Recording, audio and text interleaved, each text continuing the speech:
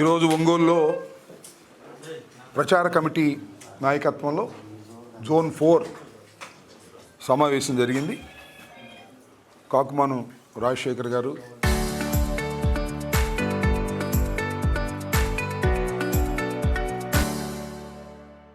బూచేపల్లి శివప్రసాద్ రెడ్డి గారు ఆహ్వానం మేరకు ఈ సమావేశంలో పాల్గొనాలనే ఉద్దేశంతో ఇక్కడ రావడం జరిగింది. ఆ సమావేశం దిగ్విజయంగా పూర్తయింది. కార్యకర్తలందరూ కూడా చాలా ఉత్సాహంగా, ప్రచార కమిటీలో ఉన్న వాళ్ళు చాలా ఉత్సాహంగా ఉన్నారు. వాళ్ళందరూ ఎట్టి పరిస్థితుల్లోనూ రాబోయే కాలంలో గట్టిగా పనిచేసి రాష్ట్రంలో కూటమి ప్రభుత్వాన్ని కూల్చి జగన్మోహన్ రెడ్డి గారి ప్రభుత్వాన్ని తీసుకురావాలనే పట్టుదలతో పనిచేయాలనేటువంటి స్పృహతో వారు కనిపించారు. ఇవాళ రాష్ట్రంలో జరుగుతున్నటువంటి విషయాలు చాలా విచిత్రంగా ఉన్నాయి.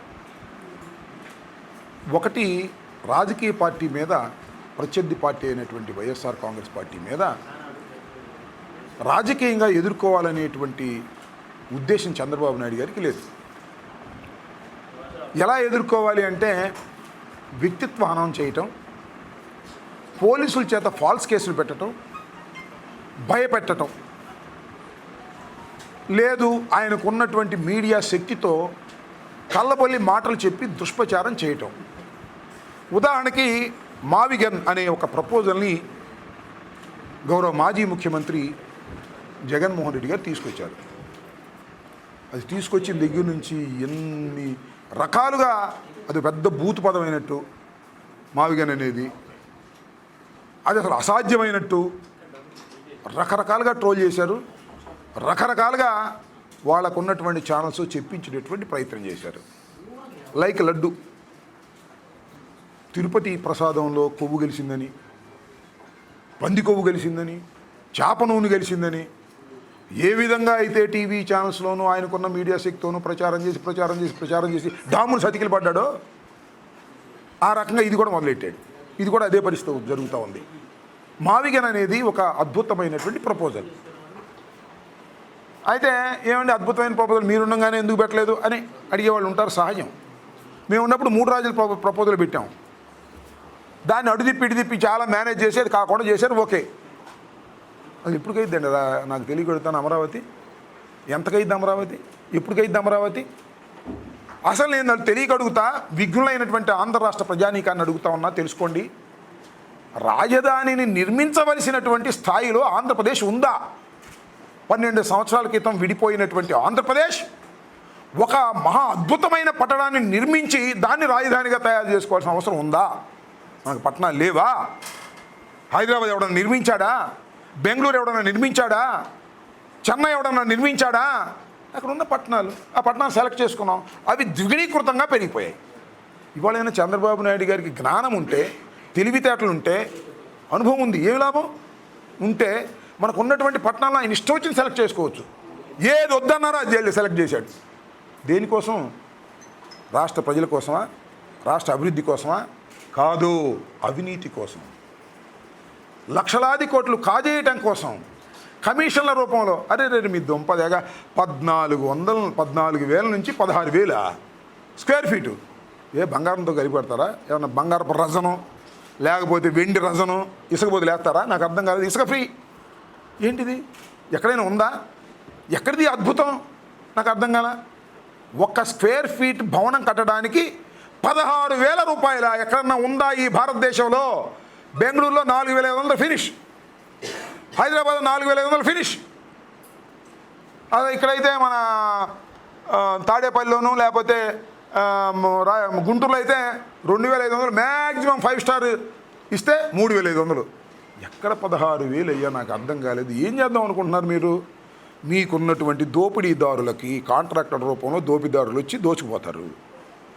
ఆ కిరణ్ ఈనాడు ఆయన దోచుకుపోతాడు, ఈయన ఆంధ్రజ్యోతి ఆయన దోచుకుపోతాడు, TV5 ఆయన దోచుకుపోతాడు.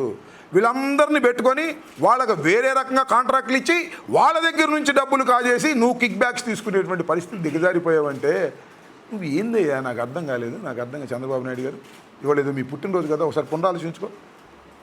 ఈ రాష్ట్రాన్ని అమరావతి ప్రపోజల్ సర్వనాశనం చేస్తుంది, గుర్తుపెట్టుకోండి. ఇవాళ ఎన్ని కార్యక్రమాలు ఆంధ్ర రాష్ట్రంలో చేయాలి, దానికి డబ్బులు లేవంట. అమరావతికి మాత్రం 75,000 ప్రపోజల్స్ ఉన్నాయి, 75,000 కోట్లు. ఎక్కడయ్యా డబ్బులు అంటే అప్పు చేసి పప్పు అప్పు చేయటం, వాళ్ళ తాబేదారులు కమిషన్లు ఇవ్వటం. మిగతా కార్యక్రమాలు ఏమీ లేవు. ఆరోగ్యశ్రీ లేదు, ఫీజు రీయింబర్స్మెంట్ లేదు, తూతూ మంత్రం తుమ్మకాయ మంత్రం. ఖచ్చితంగా పేద ప్రజలకు ఉపయోగపడేటటువంటి కార్యక్రమాలు లేవు.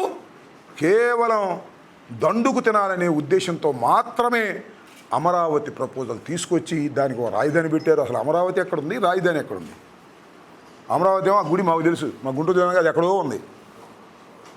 నేను చాలాసార్లు చెప్పా, గుంటూరు వెళ్ళి అమరావతి టికెట్ కొట్టమనండి, గుడి దగ్గర తీసుకెళ్తాడు. ఇక్కడ తీసుకురాడు, చంద్రబాబు ఇంటికో లేకపోతే అసెంబ్లీకో తీసుకురాడు. దాని పేరు తాడేపల్లి. ఏంది ఇది నాకు అర్థం కాల. పిచ్చి ముదిరింది, రోకలు కట్టమన్నాడు ఒకడు. ఆ రకంగా చంద్రబాబుకు అనుభవం ఉంది, చాలా తెలివిగలడు అని అంటారు.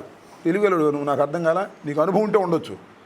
నువ్వు తెలివిగలవాడివి దేనిలో అంటే డబ్బు తోచుకోవడానికి, పవర్ నిలబెట్టుకోవడానికి, అందరినీ మోసం చేయడానికి మాత్రమే నువ్వు తెలివిగలవాడివి తప్ప ఈ రాష్ట్రాన్ని అభివృద్ధి పదంలో నడిపించడానికి నువ్వు తెలివిగలవాడివి కాదు. సంపద సృష్టి 2 సంవత్సరాలైంది. సృష్టించాడా వాళ్ళ అబ్బాయికి, లేకపోతే కిరణ్కి, ఈనాడు కిరణ్కి, లేకపోతే ఆంధ్రజ్యోతికి, TV5కి, వీళ్ళకి సంపద సృష్టిస్తున్నాడు. నేను మొన్న వస్తుంటే బస్సు, కార్లు, మోటార్ సైకిళ్ళు అన్నీ ఆపేసి పోలీసులు డబ్బులు వసూలు చేస్తున్నారు, పరిశీలిస్తున్నారు. అదేంటంటే సంపద సృష్టి అంట. ఇది చివరికి ట్యాక్స్ వేసి సంపద సృష్టించే కార్యక్రమం చేస్తున్నారు. సంపద సృష్టి అంటే నిజంగానే ఏదో అనుభవంతుడు చంద్రబాబు నాయుడు గారు ఏదో సంపద సృష్టిస్తాడు. ఆనాడు సత్యసాయిబాబా ఈ భూమి నుంచి ఇలాంటి ఆకాశం వచ్చినట్టుగా ఈయన కూడా సంపద సృష్టిస్తాడని ఆశపడ్డారు. సంపద సృష్టించడం కాదు, సంపద దోచుకునేటటువంటి కార్యక్రమం, అది కూడా అప్పులు చేసి దోచుకునేటువంటి కార్యక్రమం చేస్తున్నాడు. ఇవాళ నేను అడుగుతా ఉన్నా, చెప్పండి అయ్యా, మొక్కజొన్నకి రేటు ఉందా? పొగాకు రేటు ఉందా?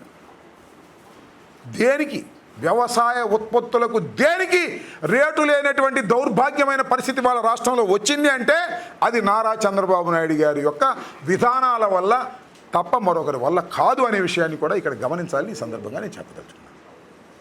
ఓకే, మీరు చెప్పండి. 16 సభ్యులు నాకు అర్థం కదా.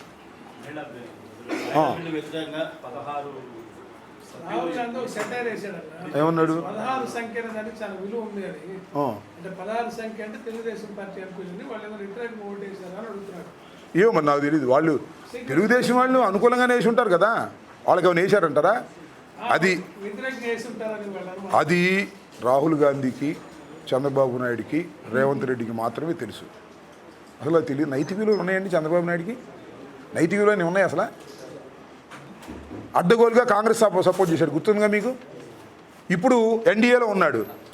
రేవంత్ రెడ్డితో రోజు నేను చెప్తున్నా, పెట్టండి, స్థానిక సంస్థ ఎన్నికలు పెట్టండి, పోలీసులు ఓట్లు వేయకోకుండా ప్రజలు ఓట్లు వేసేటట్టుగా చేయండి. వైఎస్ఆర్ కాంగ్రెస్ పార్టీ అద్భుతమైనటువంటి మెజారిటీతో గెలుస్తుంది. అది మీరు చూస్తారు. పద్ధతి ప్రకారం చేయమని కోరుతా ఉన్నాను.